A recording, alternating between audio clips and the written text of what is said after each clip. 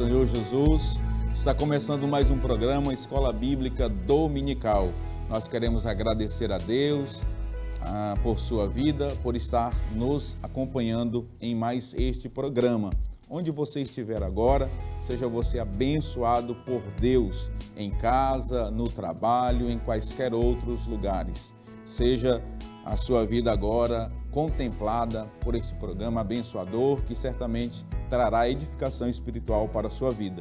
No programa de hoje nós iremos estudar a lição de número 6, a justiça de Deus. E nós já queremos chamar aí o texto áureo, a nossa verdade prática e também a nossa leitura bíblica em classe, que nós iremos estudar a partir de agora.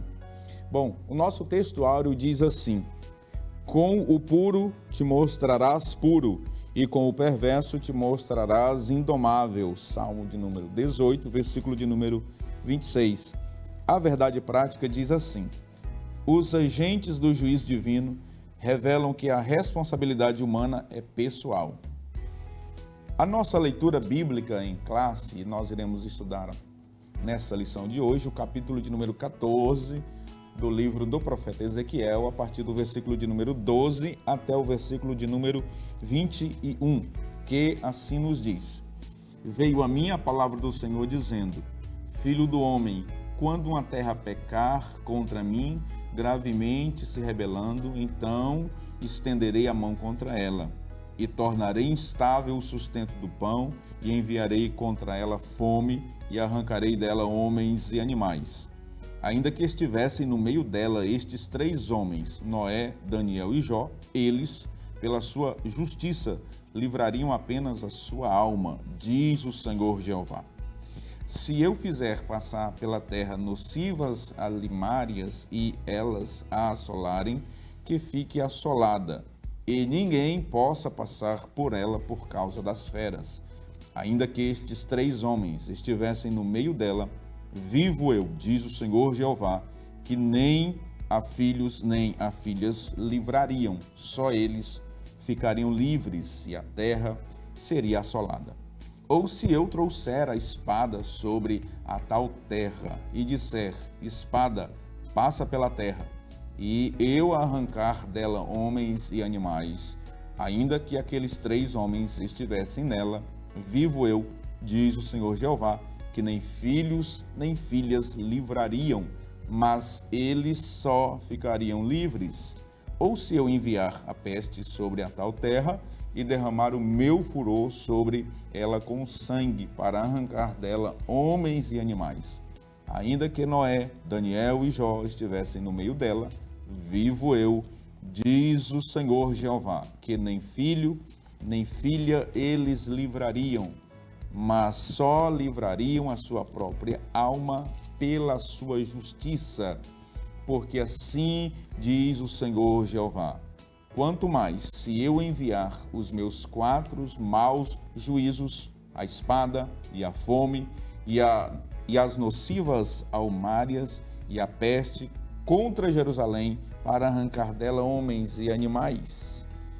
Muito bem, vamos para os objetivos da nossa lição, a lição de número 6, a justiça de Deus.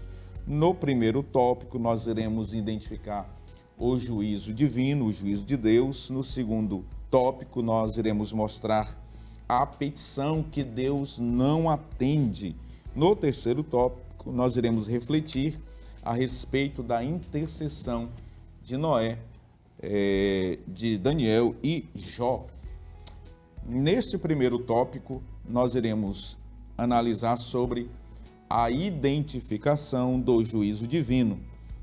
Nós iremos trabalhar 3 subtópicos neste primeiro tópico. O primeiro subtópico, o discurso profético. No segundo subtópico, a primeira parte do oráculo, versículo de número 13. E o terceiro subtópico, a descrição dos agentes do juízo divino, que constam lá no verso de número 17 e no versículo de número 21. Muito bem, meus amados, para comentar a lição de hoje, nós estamos recebendo aqui nesta bancada abençoada os nossos queridos comentaristas, evangelista Wallace França e também nosso querido pastor Elias Gomes. Nós, pastor Elias e evangelista Wallace, nesta lição nós iremos abordar identificando o juízo de Deus, como que esse juízo de Deus ele se manifesta. Nesta lição nós iremos também analisar a intercessão ou a oração que não é ouvida ou respondida por Deus. E por fim nós iremos estudar e aprender que ainda que justos homens piedosos, tementes a Deus, roguem, orem, intercedam para evitar assim o juízo de Deus, ainda assim será inútil.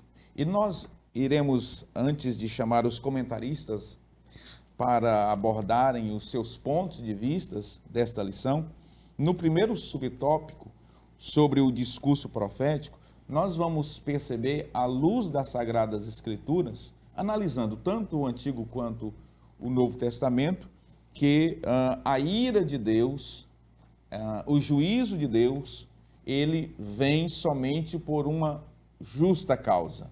Deus jamais ele toma por culpado ou inocente. A ira de Deus, ela sempre vem também acompanhada de um aviso prévio. Lá no livro do profeta Amós, o profeta Amós, ele disse que Deus não faz nenhuma coisa se antes ele não revelar aos seus santos profetas. Portanto, tudo o que acontece, muito mais relacionado a juízos, podem ter certeza, Deus sempre revela aos seus profetas. O que vai acontecer com a humanidade, o futuro da humanidade, nós, servos do Senhor, sabemos, está escrito no último livro da Bíblia. Tem uma frase muito interessante do evangelista Billy Graham, ele disse: não se preocupem, não se atemorizem, eu li a última página da Bíblia. Portanto, nós não devemos temer, nós sabemos qual é o nosso futuro. E nós vamos analisar, pastor Elias, evangelista Wallace, que antes do juízo, antes da ira, Deus, ele sempre proporciona, Deus sempre oferece uma proposta de arrependimento ao seu povo. Nos tempos de Jeremias e de Ezequiel não foi diferente.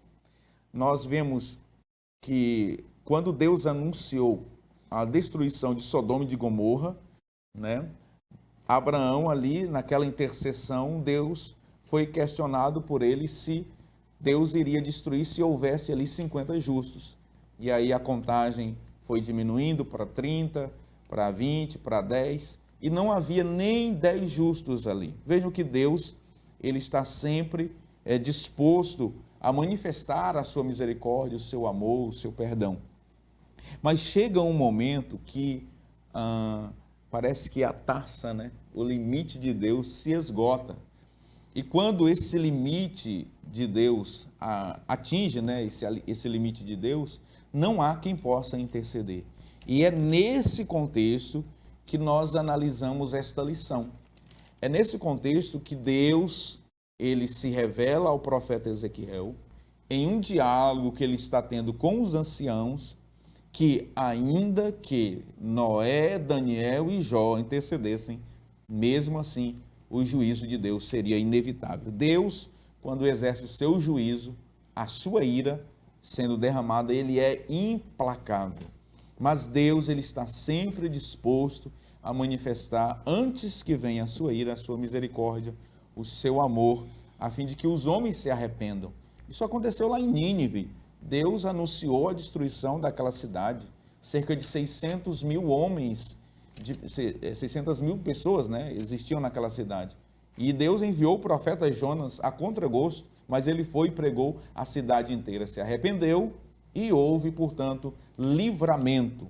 Deus poupou pela sua misericórdia aquela cidade. Mas chega um momento que a medida da ira de Deus é atingida e, portanto, ele manifesta o seu juízo. E aqui, pastor Elias, eu chamo o senhor para que analise o versículo de número 13, a primeira parte do oráculo. É possível que nessa profecia, é muito possível que Deus não estivesse falando apenas de Jerusalém, mas que Jerusalém, nos parece que ela foi incluída na profecia.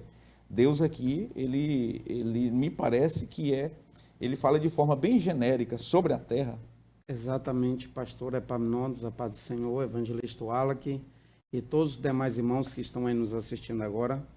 Nós estamos diante de uma revista caracterizada por lições que, na sua essência, vêm manifestar juízo divino, ou seja, a devida retribuição que Deus apresenta diante dos agravos cometidos, porque todo agravo gera uma consequência e Deus ele não deixa passar em branco.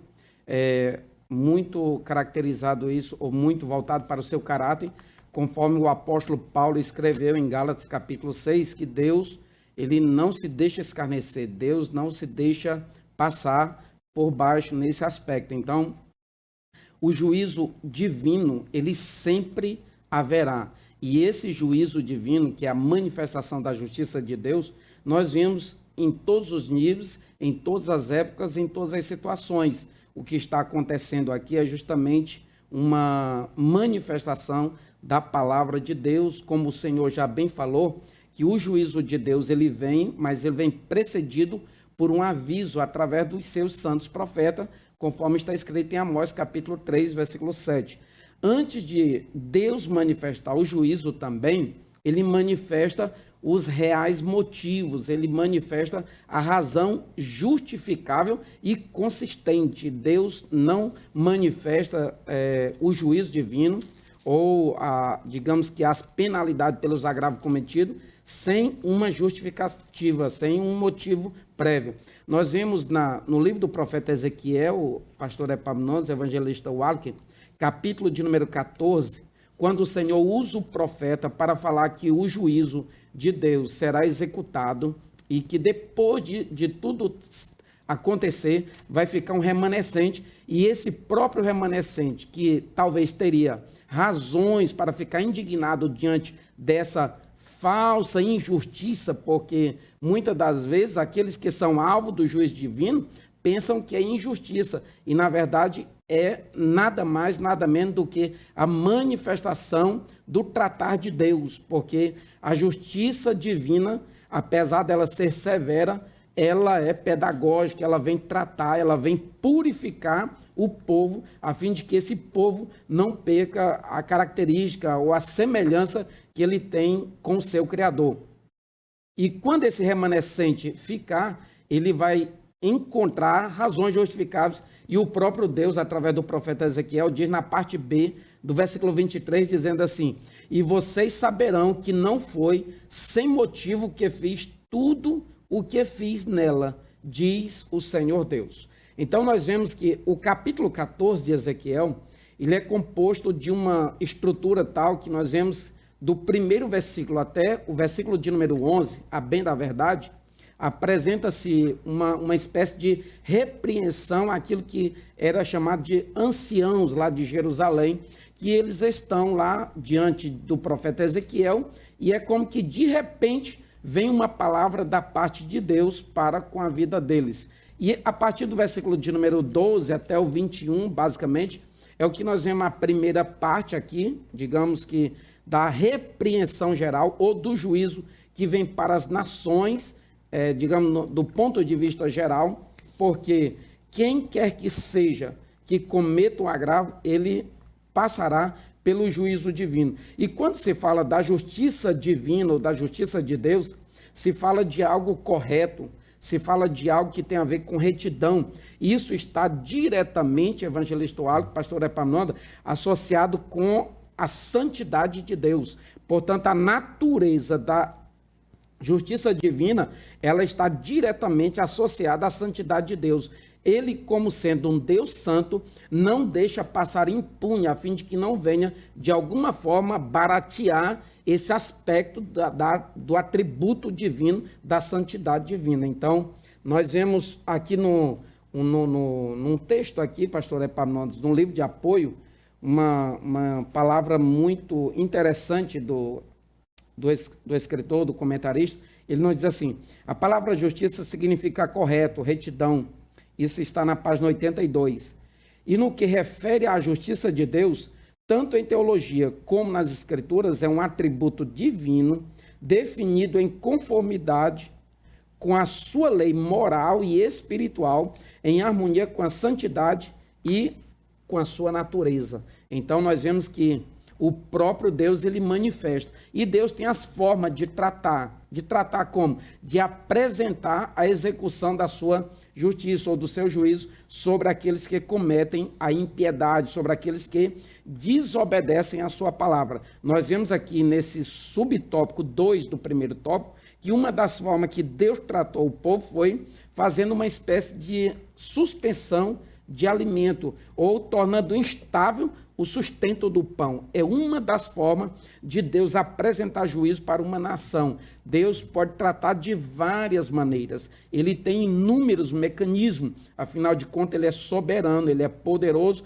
ele tem o domínio sobre tudo. Então, para cada ocasião, mas nesse caso aqui, ele está se tratando de que o próprio Deus usou-se de uma instabilidade no sustento do pão. Com isso vem a carestia de alimento, vem a própria suspensão, vem a fome, vem o extermínio das pessoas, dos próprios animais e etc. Nós vamos ver sucessivamente agora outros aspectos pelos quais Deus trata também com o seu povo, executando a sua justiça. Muito bem. Agora, evangelista Wallach, o profeta deixa muito claro nos versículos 17 e no versículo de número 21, que Deus, ele tem agentes para executarem os seus juízos.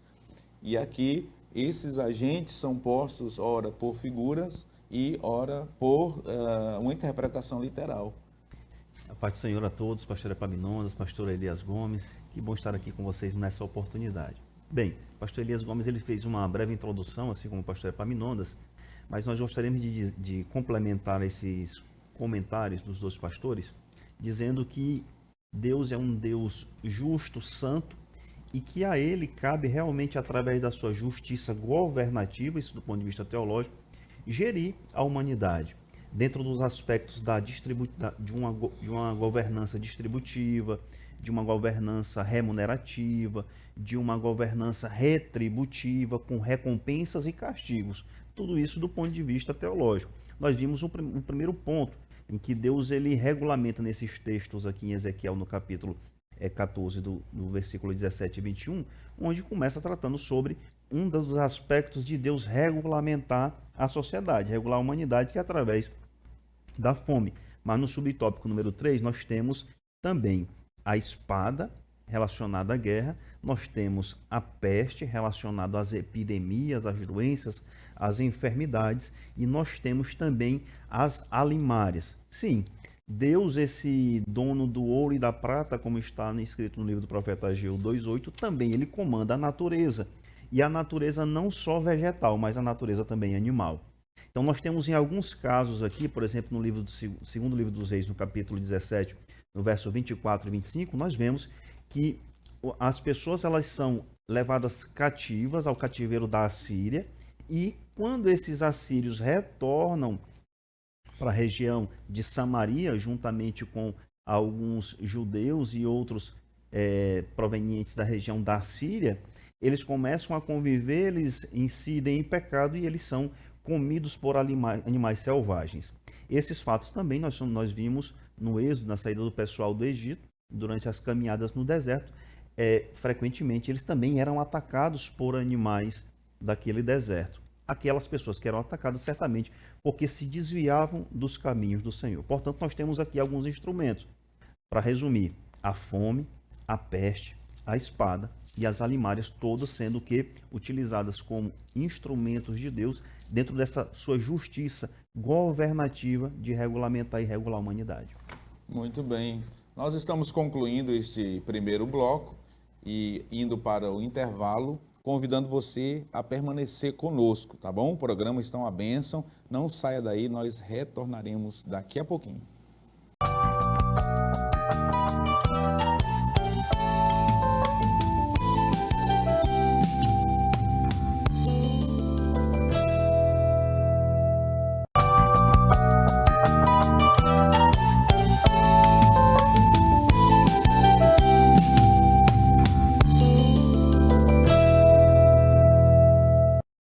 Muito bem, meus amados, nós já estamos de volta com o programa Escola Bíblica Dominical, estudando hoje a lição de número 6, a Justiça de Deus. Nossos comentaristas estão aqui abordando esta lição tópico a tópico. E agora nós iremos estudar sobre a petição que Deus não atende. E aí eu peço a nossa produção, nosso querido Albert Júnior, para colocar aí na tela os slides deste segundo tópico, sobre a petição que Deus não atende. Existe petição, oração, intercessão que Deus não atende?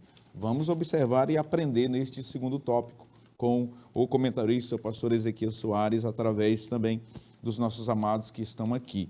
No primeiro subtópico, nós iremos ver exemplos de intercessão pelo pecador. No segundo subtópico, nós aprenderemos que o juízo de Deus pode tornar-se um castigo inevitável e, em terceiro lugar, quando Deus não atende à oração intercessória de um justo. E aqui eu começo com o evangelista Wallach. Wallach, nós encontramos nas Escrituras muitos exemplos, de intercessão por pecadores, pelo povo pecador, e Deus se manifestando, como Deus se manifestou de forma graciosa, amorosa. Vamos comentar e falar sobre este primeiro subtópico aqui, destes exemplos de intercessão. Perfeito, pastor Epaminondas. Nós começamos esse bloco tratando realmente sobre essa petição que Deus atende. E quando o comentarista traz esse tópico da oração que Deus atende, é porque existe alguma oração que Deus realmente ele não atende. E isso é bíblico, está escrito nas Escrituras. Nós, pastor Epaminondas, sabemos que a ira do Senhor, ela não se mantém para sempre. O profeta Miqueias escreve isso no capítulo 7, no versículo 18. E ele diz ainda mais que Deus se alegra na misericórdia. É preciso nós fazermos essa breve introdução para o que nós vamos falar agora, que realmente é o não atendimento da petição. Nós temos alguns exemplos bíblicos. E o que nós temos aqui, em Êxodo capítulo 32, do verso 11 ao verso 14, nós vemos um momento em que Moisés intercede pelo povo após a fabricação daquele bezerro de ouro no deserto. E nós percebemos, durante a leitura bíblica, que Deus ele não atendeu àquela petição de Moisés, pelo simples fato de que aquelas pessoas ofenderam, encheram a taça da santidade de Deus. E naquele momento é impossível Deus não agir com a sua justiça, inclusive governativa. Mas nós temos outras pessoas que oraram em favor, que intercederam em favor do povo. Nós temos Daniel orando, intercedendo em favor do povo. Nós temos Esdras orando pelos judeus repatriados. Nós temos, inclusive, Jesus intercedendo pelo próprio povo. Mas nós não estamos querendo dizer que não existe a capacidade de nós não movermos o coração de Deus. O salmista movia o coração de Deus com seus cânticos, com seus louvores e com a sua adoração. Mas a partir do momento em que nós ferimos a ira de Deus, principalmente em se tratando da sua santidade, é possível que as nossas orações realmente não sejam atendidas pelo Todo-Poderoso. Perfeitamente. O Alec, eu quero corroborar com esta tua fala, citando um texto que está aqui no Salmo de número 99. O que nos chama a atenção é como Deus é gracioso e amoroso. Tudo que o Senhor quer, a despeito de todos os pecados cometidos, é que haja arrependimento, é que haja conversão. Um coração contrito e quebrantado não desprezará o Senhor. Está escrito no Salmo de número 99, verso de número 8, assim, tudo lhes respondeste, ó Senhor nosso Deus, foste para com eles Deus perdoador, ainda que tomando vingança dos seus feitos, ainda que tomando vingança dos seus feitos. Veja como Deus é amoroso, é misericordioso, é um Deus perdoador e revela a sua graça, o seu favor e a sua misericórdia. Agora, pastor Elias, nós estamos aprendendo nesta lição, como eixo central, inclusive, que a justiça de Deus, ela é retributiva. E o que significa isso? Que Deus retribui a sua justiça. de acordo como o homem procede aqui na terra. E esta justiça retributiva de Deus, com base, inclusive no seu caráter, muito bem trabalhado pelo pastor Elias, está estabelecida na palavra de Deus através de um princípio, o princípio da semeadura. Aos Gálatas, capítulo de número 6, versículo de número 7, a Bíblia diz: de Deus não se zomba, o que o homem semear, plantar, isso ele colherá. Nós, para falar sobre este segundo subtópico, de um castigo inevitável, nós precisamos retomar essa discussão de que a justiça de Deus, ela sempre é retributiva. Na medida que nós servimos a Deus, vivemos o Evangelho conforme as Escrituras, andamos nas pisadas de Jesus, receberemos como retribuição bênçãos, um Deus amoroso, perdoador, um Deus que está disposto a nos fazer sempre andar conforme a sua palavra, abençoado. Mas, por outro lado, se o homem resolve virar as costas para o Senhor e desobedecer a sua palavra e viver de forma atentando contra a sua santidade, certamente virá também a justiça retributiva de Deus, só que em forma de ira. Isso fica muito claro lá no livro de Juízes, logo no primeiro capítulo. O texto nos revela que havia um rei chamado Adoni-Bezeque, que ele era um rei perverso e mau. Ele havia decepado os dedos da mão e dos pés de 70 reis. Mas em uma perseguição de Judá e Simeão contra este rei, ele foi capturado. E olha o que eles fizeram: deceparam também os seus dedos das mãos e dos pés, sem que eles soubessem que ele havia praticado essa crueldade com os outros prisioneiros. E vejam que ele mesmo declarou que Deus estava retribuindo segundo tudo o quanto ele havia feito. Portanto, nós estamos diante de uma justiça retributiva de Deus, a lei da semeadura. E aqui, pastor Elias, esse subtópico fala um castigo inevitável. O que nos parece é que, pela leitura do segundo livro das Crônicas, capítulo de número 36, não havia mais remédio para Israel. Exatamente, pastor Epaminondas. O que a gente percebe aqui, fazendo um paralelo com essa lei do plantio e da semeadura, que é uma causa e uma consequência, a causa aqui são pecados gravíssimos.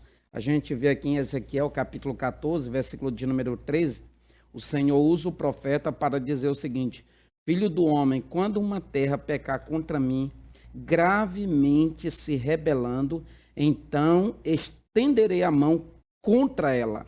A questão aqui, claro que é uma linguagem um pouco antropomórfica, a gente percebe que a mesma mão que pode ser a favor de um povo, quando obedece, essa mesma mão que é a mão do Senhor, ela pode se tornar desfavorável a este povo. Em vez de ser pró, em vez de ser a favor, ela se torna contra. E ai daquele povo, ai daquela nação contra a qual a mão do Senhor vier, no aspecto de ira, no aspecto de execução de justiça. Então, nós vemos que a expressão usada na NAA, pastor, na Nova Almeida Atualizada, é graves transgressões ou gravíssimos pecados. Então, isso tem a ver com, isso, digamos, aponta para o nível de gravidade espiritual que o povo está vivendo. Os sacerdotes, os profetas, os anciãos, que são os conselheiros, e etc. A nação como um todo está num colapso espiritual, ético, moral, porque a apostasia, a idolatria, o povo está inserindo no próprio culto imagens dos seus deuses, estão adorando no lugar do próprio Deus. Então, diante desse cenário caótico, Deus usa o profeta para dizer: se assim vocês procedem, portanto, agora a chaga é incurável. Não há mais saída para o problema de vocês, não tem mais nenhum remédio que possa curar esta enfermidade espiritual. É o que nós vemos. Por quê? Porque chegou no limite da compaixão divina.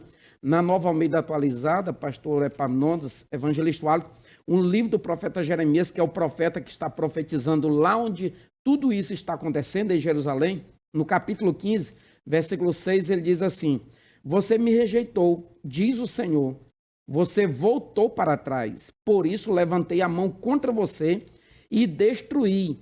Cansei de ter compaixão. Olha aí a linguagem. No capítulo 14, ainda de Jeremias, versículo 19, diz assim: será que de todo rejeitar-te, Judá? Será que a tua alma tem nojo de Sião? Por que nos feriste? E não há cura para nós. Aguardamos a paz e não há nada de bom. Esperamos o tempo da cura e eis o terror. Então, há pessoas, pastor Epaminondas, evangelista Wallace, que têm uma concepção muito, digamos assim, um romantismo acentuado acerca de Deus, que elas só conseguem enxergar o lado amoroso do Senhor, o lado bondoso, generoso, misericordioso, que tudo isso Deus é. Mas se houver arrependimento em tempo hábil, porque vai chegar um momento que esse tempo oportuno, ele se fecha e agora começa o tempo da execução do juiz divino. Isso aconteceu quando, por exemplo, a cidade de Nínive, capital da Assíria, ela havia se convertido 150 anos depois.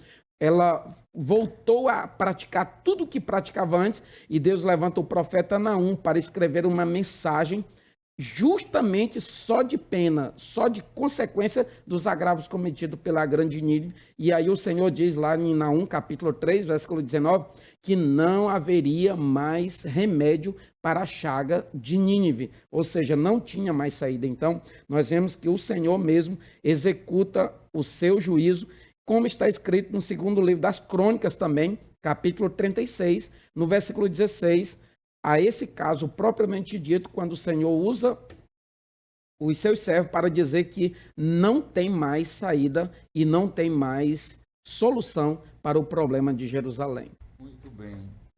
Agora, Wallace, fica muito claro pelas Escrituras que chega um momento em que Deus até recusa-se a perdoar a nação e até mesmo pessoas. Lembram de Saul, no capítulo de número 16 do primeiro livro de Samuel, em que Deus se recusou, Deus não queria, rejeitou plenamente Saul. E nós observamos pelas Escrituras que chega um momento em que Deus rejeita oração, que Deus, ele não aceita determinada intercessão. Jeremias, capítulo de número 7, verso 16, o pastor Elias citou algumas referências, e eu quero adicionar mais esta. Deus chegou a dizer para Jeremias assim, olha, não me importunes mais, porque não te ouvirei. Jeremias intercedendo pelo povo, Jeremias pedindo graça, pedindo misericórdia, e Deus dizendo, não me importunes mais, eu não te ouvirei. Eu me lembro de uma outra oração que Moisés fizera, está lá em Deuteronômio, né? Deus disse a Moisés que ele não entraria na terra, e Moisés insistindo em oração, e Deus disse, Moisés, não me fale mais neste negócio. O apóstolo Paulo, ele orou 3 vezes para que Deus retirasse um espinho de sua carne, e Deus disse, Paulo, a minha graça te basta. Portanto, apesar de que ou seja, não obstante ser justo aquele que está orando, Deus chega um momento que ele não responde, Deus não atende, ele até rejeita orações. E aqui, evangelista Wallace, nesse terceiro subtópico, quando Deus não atende orações intercessórias de um justo, o comentarista ele nos reporta a um texto que ele merece bastante discussão, que é lá o texto de 1 João, capítulo 5, versículo de número 16. Ele diz que pecado para a morte ele recomenda para que não ore. Nos parece que aquela ideia de que não existe pecadinho e pecadão não é tão bíblica assim, não é? Perfeito. Pastor Epaminondas, pastor Elias, em se tratando de Saul, chega um momento que Deus diz assim, Saul, até quando? Samuel, até quando terás pena de Saul? Ou seja, ali quando ele desobedece, ele prefere sacrificar do que obedecer, diz que o texto vai tratar no capítulo 16, nós percebemos ali a vontade de Deus de liberar o quê? O perdão e a sua misericórdia. Sempre foi vontade de Deus perdoar e salvar. Mas nós temos ali a questão da desobediência, mas não só da desobediência, mas do pecado para a morte, que é esse texto que nós trazemos aqui na nossa lição, 1 João capítulo 5, no versículo 16. E aqui, pastor Epaminondas, nós temos que tratar essa discussão e temos que trazer à baila do que o apóstolo João estava tratando. E na nossa concepção, não resta dúvida que a situação aqui se aplica veementemente à situação que o povo passava no cativeiro babilônico, transcrita pelo profeta Ezequiel, que era uma verdadeira apostasia. E o que é essa apostasia? Apostasia é um termo que vem do latim, que significa sair de um partido ou abandonar uma religião. Mas não é só abandonar a religião e ficar em casa quieto. É abandonar a religião e trabalhar contra ela. E aí o autor dos Hebreus vai condenar essas ações, dizendo, inclusive, no capítulo 6, que aquele que experimenta do Espírito Santo, e ali se trata do derramado do Espírito Santo, dos dons espirituais, mas nós fazemos uma aplicação prática daqueles que se aproveitam da situação hoje na graça, que se aproveitam dos benefícios gerados pela graça salvífica de Jesus Cristo, a ele não é dada a possibilidade de perdão.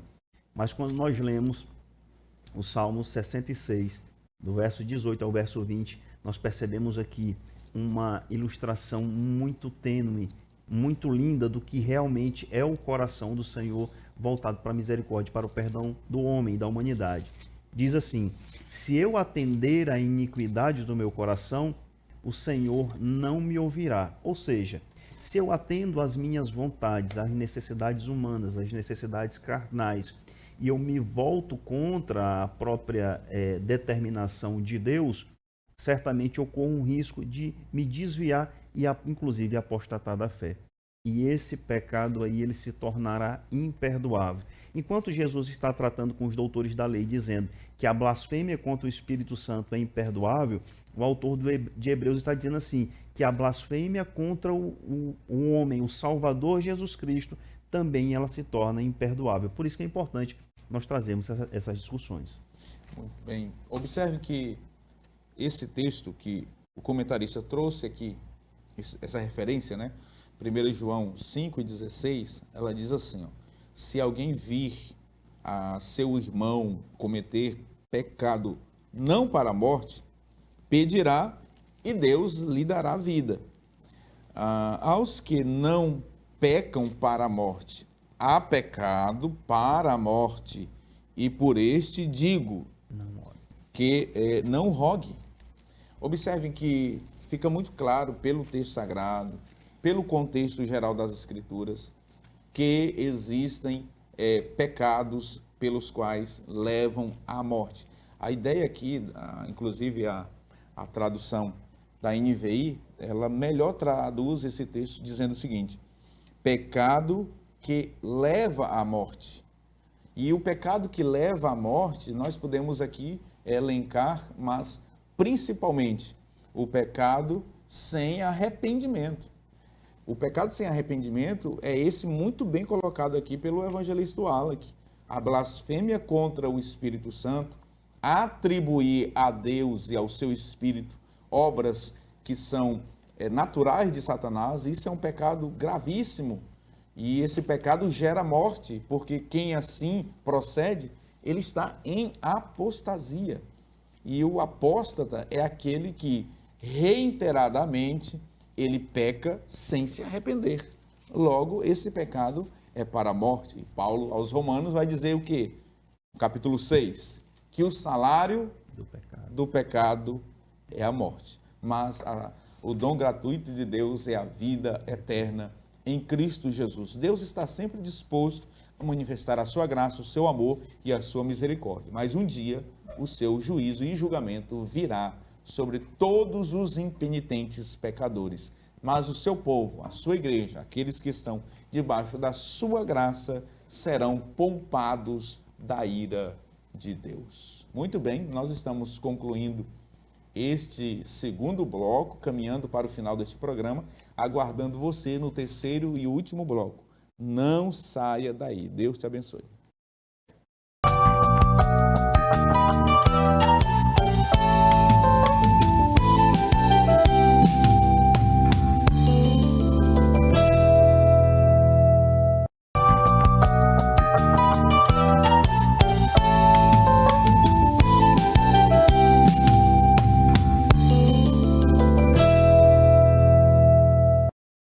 Olá, meus amados, nós estamos de volta já com o terceiro e último bloco deste programa abençoado. Nós estamos estudando a lição de número 6 com o tema A Justiça de Deus. Neste terceiro e último bloco, o assunto é sobre a intercessão de Noé, de Daniel e também de Jó. Eu quero chamar os slides deste terceiro bloco, deste terceiro tópico também, para que você possa visualizar o que nós iremos abordar a partir de agora. Sobre a intercessão de Noé, Daniel e Jó, nós iremos analisar também 3 subtópicos neste último bloco. No primeiro subtópico, nós iremos aprender por que o povo rejeitou os profetas. Vamos analisar também sobre a figura que aparece, né, nessa passagem bíblica de Noé, Daniel e Jó. E também, por fim, analisaremos sobre a menção feita ao profeta Daniel. Muito bem, meus amados. Quando nós olhamos para este capítulo, o capítulo 14 do livro do profeta Ezequiel, nós podemos perceber a chegada do juízo inevitável de Deus, do iminente juízo de Deus e da ira do Senhor que estava vindo sobre o seu povo. O profeta Ezequiel já tinha visto a glória do Senhor se retirar de sobre Jerusalém, de sobre o templo e partir. O profeta também já havia denunciado os falsos profetas, as falsas profetisas, e nesse capítulo de número 14 ele se volta para os anciãos, para a liderança do seu povo. E aqui, neste capítulo, nós agora iremos analisar sobre a intercessão que não é ouvida por Deus e que essa intercessão, apesar de feita por homens notáveis, justos, piedosos, ainda assim elas não poderiam salvar a nação, não poderia livrar Judá do castigo iminente. Ainda que Moisés, Samuel, Jó, Daniel ou mesmo Noé, ainda que estes homens clamassem, o juízo de Deus seria inevitável. E a gente percebe neste capítulo em análise, este capítulo em tela, que Deus por 4 vezes ele cita esta expressão, ainda que estes 3 homens. Isso fica muito claro que Deus está decidido em julgar o seu povo, em manifestar a sua ira sobre Judá por causa dos seus muitos pecados. E aí eu começo aqui com o pastor Elias. Pastor, por que o povo rejeitou os profetas que foram enviados por Deus, né? Deus enviou tantos profetas e eles rejeitaram estes homens de Deus. Muito bem, pastor Epaminondas. Nós vemos que é uma evidência clássica que o povo conhecia as narrativas históricas, conhecia os episódios sobre os quais o próprio Deus já vinha intervido assim com graça, com misericórdia.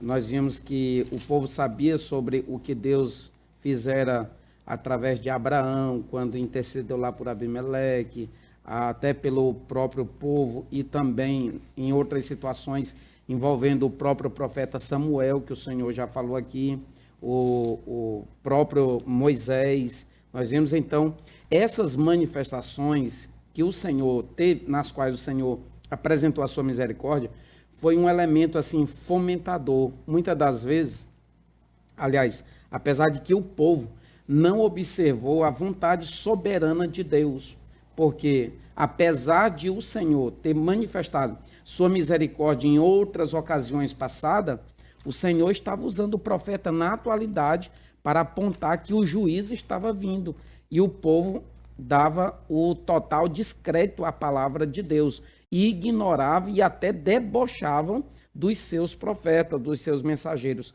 Nós vemos no profeta Jeremias, pastor Epaminondas, evangelista Wallace, no capítulo 25, numa determinada ocasião, o profeta disse que já estava há 23 anos profetizando e o povo assim ainda estava abandonando a palavra de Deus.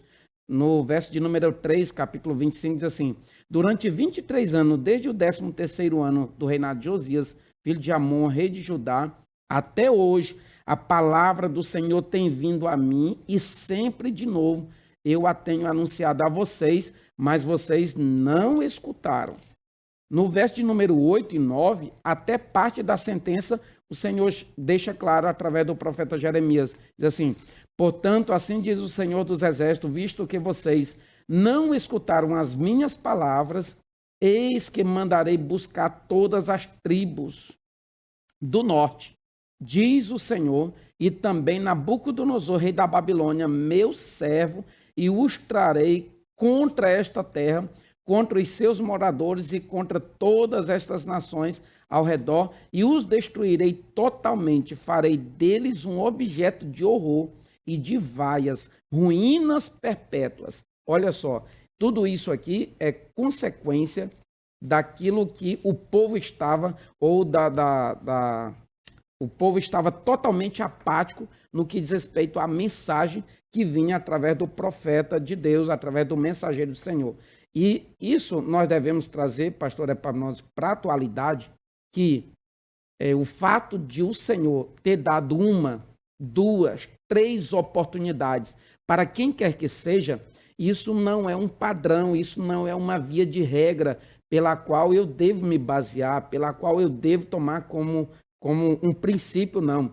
Eu devo tomar como via de regra a oportunidade que o Senhor está me concedendo, porque há um tempo oportuno, de acordo com Hebreus 4:16, para que nós alcancemos a graça e a misericórdia do Senhor. Quando esse tempo se fecha, repetindo o que falei agora há pouco, então o juízo de Deus, a ira de Deus vem. Então tem um tempo. E todos nós, sem exceção, devemos atentar diligentemente para esse tempo. Não é à toa que o próprio profeta Isaías diz assim: buscai ao Senhor enquanto se pode achar. Invocai o seu nome enquanto está perto. Então, há um tempo oportuno para que o remédio faça efeito, que é o remédio do arrependimento.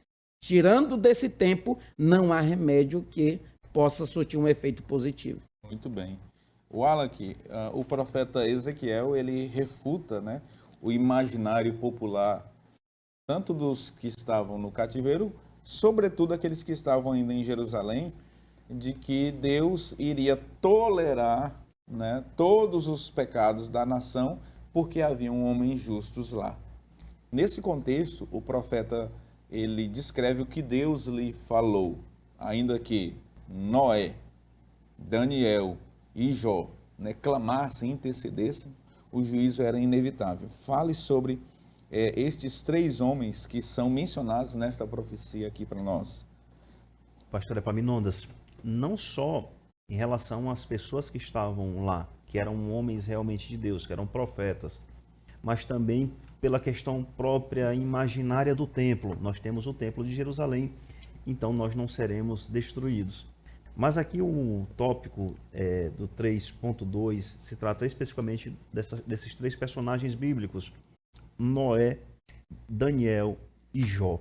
Então, quem são essas 3 pessoas que o próprio Senhor Jeová testemunha por 4 vezes no capítulo que nós lemos no capítulo 14, inclusive na nossa leitura bíblica em classe? O apóstolo Pedro, na sua segunda carta, no capítulo 2, no versículo 5, ele vai dizer que Noé sobreviveu ao dilúvio, mas aquelas 7 pessoas, porque ele pregava a justiça. Então, Noé, há quem diga que pregou por 120 anos e pregava o quê? A justiça de Deus, que é o tema que nós estamos tratando hoje aqui.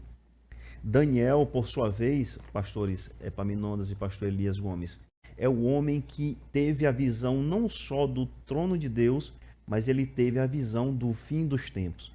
Em Daniel, no capítulo 2, ele decifra os impérios do fim do mundo através dos sonhos de Nabucodonosor. No capítulo 6, ele é aquele homem que é levado à cova dos leões. Você conhece bem a história. Daniel é aquele homem que tem a visão do leão, da águia, do urso e do leopardo no capítulo 7, se tratando daquelas nações do fim do mundo, numa linguagem bem acessível, ou as nações que procederiam durante e depois da sua própria vida. E Daniel, no capítulo 7, ele tem uma visão gloriosa do trono de Deus. E no capítulo 9, ele tem a visão das 70 semanas que nós estudamos dentro da teologia como as 70 semanas de Daniel. Portanto, um homem santo, um homem que estava no cativeiro da Babilônia e um homem que era muito justo. E Deus testemunha dele. E por fim nós temos aqui Jó, aquele homem que a própria Bíblia traz no capítulo 1, no versículo 8, como um servo, temente a Deus, íntegro, reto, e que se não desviava dos caminhos do mal. Mais uma vez, Deus testemunhando daquele próprio homem. Então, por conta desses três homens, essa falácia mitológica dentro daquela comunidade, ali, daquele acampamento na Babilônia, eles imaginavam, eles pensavam que por conta deles terem dentro do seu povo a figura desses três homens, sendo como ancestrais ou como presente, como no caso da figura do próprio Daniel, a nação não seria destruída. Mas Deus, nesse exemplo prático, ele está querendo dizer o seguinte, que a santidade dele se sobrepõe a qualquer tipo de figura humana, ainda que seja profeta, ainda que seja sacerdote, ainda que seja realeza. Perfeito. Uma vez o pastor Gesiel Nunes Gomes, ele afirmou em uma mensagem, ele ensinando-nos, ele disse que a razão pela qual estes três homens aqui estão relacionados, em primeiro lugar, Noé, ele presenciou a destruição da humanidade. Jó presenciou a destruição da família. Daniel presenciou a destruição da religião. Ambos foram provados. Nós vimos aqui que ambos eram justos. O evangelista Wallach já pontuou aqui que eram homens retos, íntegros, homens que certamente apresentavam uma vida piedosa diante de Deus. E, enquanto provados, você percebe que eles perseveraram, os três perseveraram. Noé perseverou na pregação. Você percebe que Jó perseverou na provação. E Daniel, ele vai perseverar também na oração. Ele era um homem de oração, em que pese eles estarem vivendo uma vida de provação, mas ambos perseveraram nessas pelejas, nessas provações. Agora, pastor Elias, para a gente caminhar para o final, o comentarista ele colocou um tópico, aliás, um tópico não, né? Ele colocou uma menção, ele coloca aqui um pequeno parágrafo em que eu achei extremamente importante, quando ele diz assim: mas somente a justiça de Cristo é extensiva a todos os pecadores que creem. Isso revela, o Wallach, pastor Elias, que a fé, ela não é emprestada, né? Isso revela que a fé destes três homens, de Noé, de Jó e de Daniel, de modo algum elas poderiam ser imputadas a outrem, né? Que a justiça destes homens, ela não se estenderia a outro. Somente a justiça de Cristo na cruz do Calvário é extensiva. Somente os méritos de Cristo na cruz do Gólgota é que pode alcançar todos os pecadores, sem exceção, todos. E aqui eu achei muito interessante o que o pastor Ezequias Soares colocou aqui neste último ponto. E aí, para a gente concluir, o pastor Ezequias Soares, ele traz aquela discussão, né, se de fato era Daniel que estava, se era o Daniel, né, seu contemporâneo profeta que está fazendo menção, ou se é um outro Daniel cananeu em uma outra época distinta. Eu acho que é uma discussão um tanto quanto irrelevante. Eu acho que não há nem se questionar se é ou não Daniel. É Daniel. Deus até porque, pastor Epaminondas, no próprio livro do profeta Ezequiel, no capítulo 8, traz novamente a figura de um Daniel. E que não deixa dúvida que esse Daniel, desse testemunho desse Daniel, é o Daniel que nós tratamos que estava cativeiro na Babilônia. E na representação do capítulo 28, a palavra de Deus está dizendo que é para o profeta Ezequiel profetizar contra o rei ou o governante da cidade de Tiro. e ele vai dizer que Daniel era mais sábio. Não, que o rei de Tiro era mais sábio do que o próprio Daniel, comparando ele naquela situação. Então, assim, para uma questão bíblica, para uma questão de discussão teológica, não resta dúvida que esse testemunho aqui é do profeta Daniel.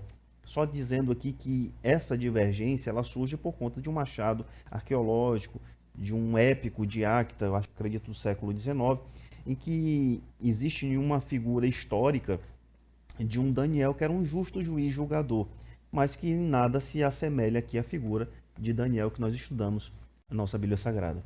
Pastor Elias, você quer fazer algum comentário? Pode Talvez assim, pastor Epaminondas, evangelista Wallace, algo mais relevante que nós talvez teríamos que mencionar para a atualidade, até para fim de aplicação prática, e diante desse contexto, dessa conjuntura social que nós estamos vivendo, política e etc., nós, na condição de igreja, devemos tanto exercer quanto estimular a prática da oração com esse caráter intercessório, né? É uma arma poderosíssima para que nós venhamos galgar, digamos que, livramento da parte de Deus para outras pessoas, inclusive. Quanta gente tem orado por mim, pelo Senhor, pelo evangelista Wallace, pela nossa casa, pela nossa família e etc. Jeremias até fala em Jeremias capítulo 29, versículo 7, diz assim: procurai a paz da cidade para onde vos fiz transportar e orai por ela ao Senhor, porque na sua paz vós tereis paz. Então, essa oração aqui é de caráter intercessório também, que de alguma forma está associada àquilo. E para que essa intercessão? É para procurar um livramento da parte de Deus no que diz respeito a possíveis juízos divinos, né? Sobre a cidade, sobre o Estado, sobre a nação, sobre as autoridades, sobre a população como um todo. Só para finalizar essa breve observação, em 2 Timóteo capítulo 2, versículo 1, diz assim: ademoesto-te, pois antes de tudo, que se façam deprecações, orações, intercessões e ações de graça por todos os homens. E aí no verso seguinte vem falar, pelos reis e por todos que estão em eminência, para que tenhamos uma vida quieta e sossegada em toda piedade e honestidade. Então, é um fator imprescindível, atual e absolutamente necessário para os nossos dias de hoje. Perfeito. Ainda sobre a dúvida que é lançada na identidade desse Daniel que aparece aqui no capítulo de número 14, alguns consideram o fator literário, outros o fato dele ser muito jovem, mas essas são questões meramente especulatórias, porque Deus não iria jamais tomar alguém que era idólatra, segundo os achados arqueológicos, para ser exemplo de justiça. Deus tem os seus para tomar como exemplo para os seus fiéis. Para encerrar, eu quero ler uma citação aqui neste comentário do livro do profeta Ezequiel, do Roger Lieber, na página 116, ele diz o seguinte, sobre Daniel, sobre Ezequiel citar Daniel, ele diz: o fato de aqui ser mencionado um contemporâneo de Ezequiel é para nós algo para ser aplicado. Podemos reconhecer o valor de nossos irmãos, mesmo antes da morte deles. Que reflexão interessante, não é? Nós devemos levantar memoriais daqueles irmãos que nos deixaram um legado. Sem dúvida, nós devemos fazer menção daqueles que trabalharam pela causa do Mestre e que já partiram para a eternidade. Esse memorial, ele é legítimo. Agora, nós não podemos perder de vista de honrar aqueles que estão entre nós ainda. Veja o que Ezequiel fez. Ezequiel, ele faz menção de alguém que está em uma condição socialmente até melhor do que ele, e ele poderia, de forma egoísta, não citá-lo, mas por inspiração de Deus, mas muito mais por conta do seu coração piedoso, ele cita o seu contemporâneo profeta Ezequiel, que estava na Babilônia, mas estava no palácio, estava profetizando lá na realeza. Mas ele reconhece as qualidades do seu amigo profeta, ele reconhece os valores dele. E aqui nós também não devemos fazer o mesmo, Reconheça aquele que está do seu lado, que é melhor do que você, que prega melhor, que ensina melhor, que canta melhor, que fala melhor do que você, que se expressa melhor do que você. Reconheça esses valores enquanto em vida, porque fazendo assim, você certamente estará exercendo um coração piedoso e um coração que está cheio da presença e do Espírito de Deus. Assim nós estamos concluindo este programa abençoado. Nós aprendemos nesta lição que Deus inevitavelmente manifesta a sua justiça, apesar de que homens justos venham a interceder. E, por fim, nós aprendemos aqui que a justiça de Deus, ela é extensiva a todos os homens por meio de Cristo Jesus. Jesus, ele é sim a justiça aplicada a todos os homens que creem, obviamente, e que o recebem como seu Senhor e como seu Salvador. Nós encerramos assim este programa abençoado, pedindo que Deus abençoe a sua casa e a sua família, convidando você para estar no Congresso da Missão Jovem, hoje à noite, no Centro de Eventos da Assembleia de Deus Missão. Será um grande evento e você está convidado para participar conosco. Participe também das nossas escolas bíblicas dominicais, todos os domingos, em um templo da Assembleia de Deus Missão, pastoreada pelo nosso querido pastor Sales Batista. Você é o nosso convidado para estar conosco todos os domingos pela manhã, a partir das 8 horas. E aqui eu peço ao evangelista Wallach que nos despeça em oração. Vamos orar? Pai, em nome de Jesus, nós te agradecemos por mais esta brilhante lição, por esse momento de aprendizado, por esse momento de leitura da tua palavra. Senhor, nós te agradecemos pela vida desses telespectadores, desses irmãos, dessas irmãs, desses professores, professoras, coordenadores da Escola Bíblica da Assembleia de Deus Missão em Marabá.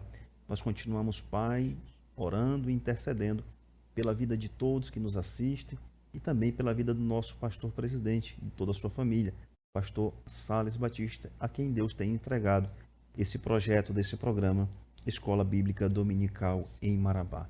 Nós te pedimos tudo isso e, por fé, nós já te agradecemos em nome de Jesus. Amém.